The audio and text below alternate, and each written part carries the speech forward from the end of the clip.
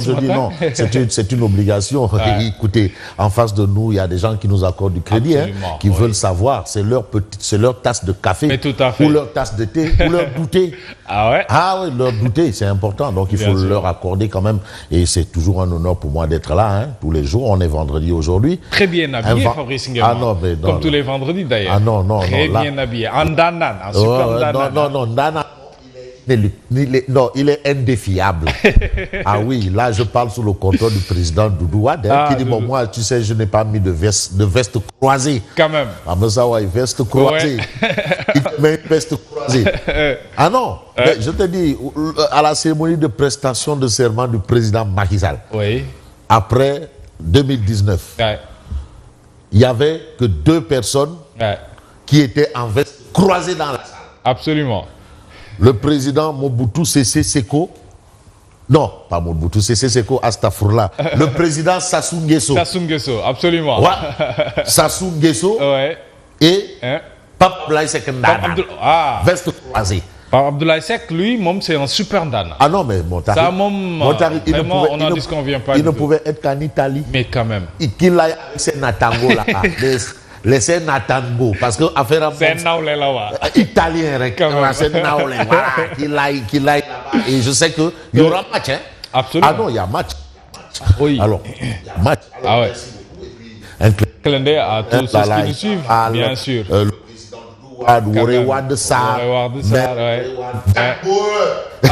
Jack Bauer qui... En tout cas, moi, j'ai vu Jack Bauer hier, aux alentours de 1h du matin. Ah ouais? Wow. Mais lui, c'est un noctambule, hein? Non! En train de faire des appuis avant. What? Jack Bauer, il faut me dire. Mais il ne badine pas, lui, hein? Appui avant. Appui avant? Abdominaux. Waouh! Marche canard. Mais pourquoi il s'entraîne comme ça? Ah non, bon, il joue. Il a raison. Le jour. Mais c'est cela? Il y a non là. Il dit Matei Lank. Non, attention, hein. Lui dit le jour il y a Nyon Lank, lui dit Nyon Far. Non, il faisait appui avant. Hier à minuit. Et abdominaux. Appui avant, abdominaux, marche canard. Madame Member. Il ne badine pas. Donc certainement il sera en marche courte aujourd'hui. Non, débardeur. Débardeur. Il a tenu du commandement territorial débardeur. Waouh. Non, Jack. Et moi, quand je vois Jack Bauer marcher, dégager, waouh, je me dis... Mais demandez, il est passé chez le coiffeur à 18h. De barbichette Hitler.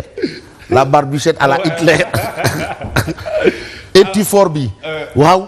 C'est clair. Waouh, Etiforbi de Mussolini. Ça, c'est Jack Bauer. Barbichette Hitler. En tout cas, Amat. Et Habib Nia. Ah non, moi, Tchapacholi. Habib Nia. En tout cas. Notre marabout. Hein. Non, mais ça, c'est Abdourahmane Baké. Gaïdé Fatma. Et qui dit Seigne Abdourahmane Baké, Gaïdé Fatma, pense à Seigne Baké Sornolo. Et qui dit Seigne Baké Sornolo, pense à Seigne Modou Moustapha. Et qui dit Seigne Modou Moustapha, pense au titre foncier de Touba, pense au rail vers Touba, pense au lancement des travaux de la Grande Mosquée, et entre autres. Hein. Bref, absolument. En tout cas, je vais changer de... Alors, nous vous invitons à rejoindre l'autre côté. Mais bien sûr, pour aller plus loin. Et c'est important parce que tu sais... C'est important, hein, quand je crois que je peux y aller. Hein. Oui, vas-y. Alors, quand je parle de Habib Nia, voilà quelqu'un qu'il faut surveiller. Quand même, absolument. Alors, il y a des gens comme les Lala Aïcha Fall qui font de la politique autrement.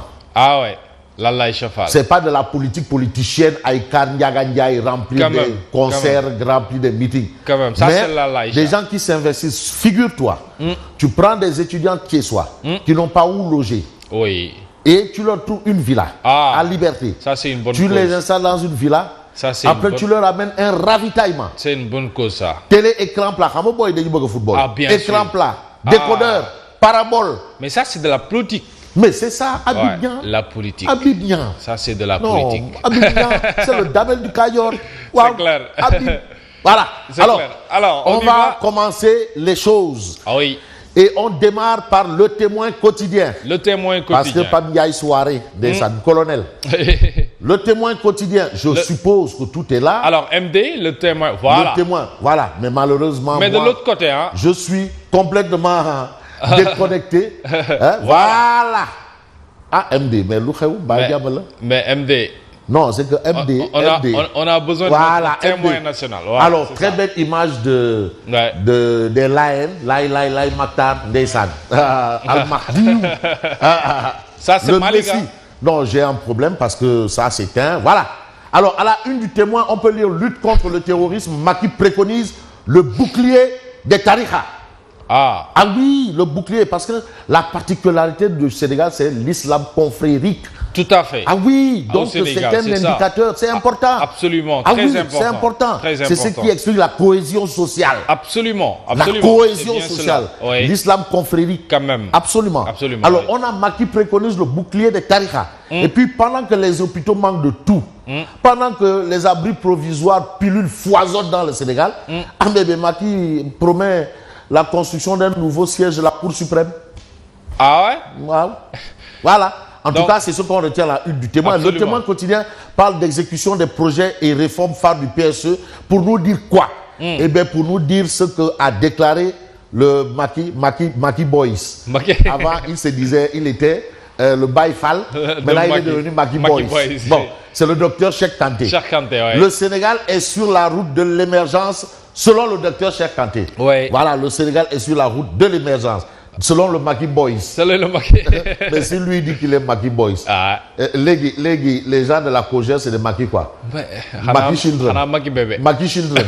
Bon, bref, on passe au témoin, on passe à la tribune, le journal du groupe des médias. La tribune. Le journal du groupe des médias d'indiquer la CREI absente à la rentrée des cours et tribunaux. C'était hier. C'était hier. Quand même l'absence de la CREI. Oui. Et le débat, quand même, on l'a eu. Ouais. Voilà, sur les réformes. Alors, la CREI absente, la CREI qui a condamné Karim Wade. Quand même. Et on se demande pourquoi que Karim Wade. Ah. Moi, tant Bourgui dit, mais quand même, non langue. Non langue, il faut. Mais maintenant, non langue. Le combat là, ça la hausse des prix des électricités. Quand même. Et la libération de Guy Marius Sagna. Le départ de Macky Sall. Mais celui qui va remplacer Macky Sall, celui qui doit le remplacer, on ne parle pas de ça. Donc le combat doit être élargi. C'est ça. Gorgui, Gorgui, non, demande à tonton Daoudagna. Gorgui, et celui qui doit, c'est qui? Quand même. Bon, la CREI absente à la rentrée des cours, c'est ce que révèle la tribune ce matin. Oui. On passe bien entendu à Vox Populi. C'est toujours ça, hein, Vox Populi, oui. D'afficher les propos de Macky Sall sur la menace terroriste, parce qu'il a été question de cela au cours de la cérémonie de la rentrée des cours et tribunaux. Tout à fait. Alors, nous devons nous préparer à faire face au pire. Absolument. Ah oui, ça je le dis tout le temps. Ouais. La question du terrorisme, le Sénégal n'est pas épargné. N'est pas épargné. Attention. Du tout. Ah oui, c'est l'occasion jamais de on vous dit que c'est la 3e guerre mondiale parce que l'ennemi, tu sais pas où il vient, où il va. Absolument. Et je peux vous assurer. Il faut se préparer. Attention. C'est pour ça que nous devons une fière chandelle aux policiers, aux gendarmes, et entre autres, parce que la question du terrorisme, ils le prennent quand même. Les forces de défense et de sécurité. Non, c'est sérieux. C'est important. Hein? Attention. C'est sérieux. Est-ce qu'il n'y a pas eu d'attentat terroriste déjoué ici au Sénégal? Quand même. On ne sait pas. On ne sait pas. Ah oui. Attention. En tout cas, le renseignement, surtout. Les Jack Bauer là. En tout cas, on compte beaucoup sur nos forces de l'ordre. Jack Bauer, il sait.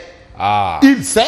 Non, c'est des gens qui ne dorment pas. Nous, on dort, on va à nos occupations. Mais ce qui se passe, attention.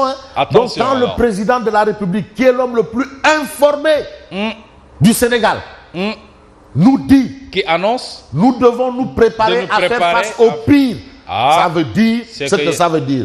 Un discours va en guerre contre le djihadisme. Les djihadistes, c'est ce qu'indique Vox Populi ce matin. Et puis l'As quotidien revient aussi sur cet état de fait. On passe à l'As quotidien. L'As quotidien, oui, l'As quotidien. MD. L'As quotidien. MD moins mini-disque. L'As quotidien. Non, l'As quotidien, pas les échos. L'As quotidien, MD. L'As quotidien. Non, d'où le quotidien. L'As quotidien. L'As quotidien, l'As MDY. L'As. C'est bon? L'As, amna l'As. Donc il nous dit que l'AS n'est pas disponible. Alors bon, on passe Légui, Grand Place. Grand Place. Ouais, Grand Place. Alors MD. Bon, d'accord, on va faire avec MD. On reste avec le côté. Voilà, Grand Place. Ouais. Macky adoube les magistrats. Rentrée des cours et tribunaux, Macky adoube les magistrats. Et puis, supposé trafic de kits d'hémodialyse, le ministre dément et accuse. Quand même. Voilà, parce qu'il s'agit de 4 milliards. Il paraît que les 4 milliards ont disparu entre Diouf Sarr et le Gouvernement national. Bon, bref. Alors, on passe à quel journal? On passe à l'évidence. L'évidence? L'évidence quotidien. Ouais. L'évidence. Le quotidien, l'évidence. Déthié Fall dément. Supposé deal Macky Idi. Déthié Fall, le réumiste. Non, c'est un polytechnicien. Quand même.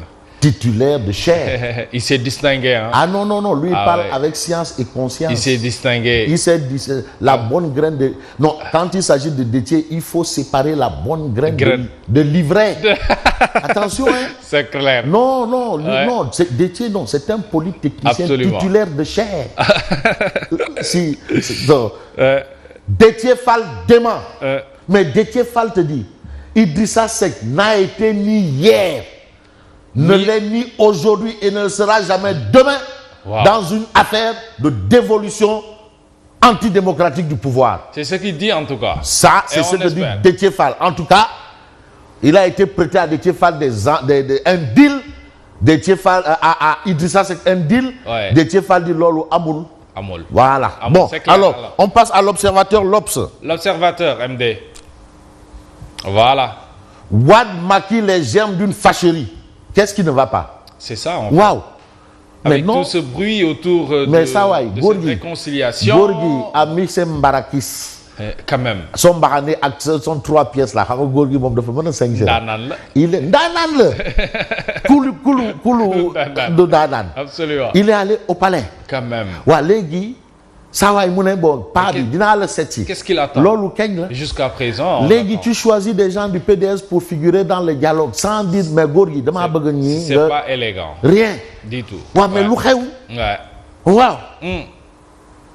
C'est compliqué. Les guerres d'une fâcherie. Wad Macky les germes d'une fâcherie, c'est ce qu'indique l'observateur L'Obs ce matin. Et puis Direct Info. Direct Info. On termine même avec Direct Info. Absolument. Direct Info. Oui.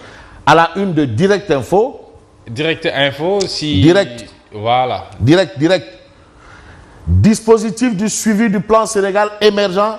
Dr Cheikh Kanté évalue et tire un bilan satisfaisant. On a aussi Omar Youm qui trace les grandes lignes. Ça, ce sont les informations. Voilà. Et entre autres. C'est Omar Youm qui trace les grandes lignes. Et on a Dr Cheikh Kanté qui évalue et tire un bilan satisfaisant de quoi?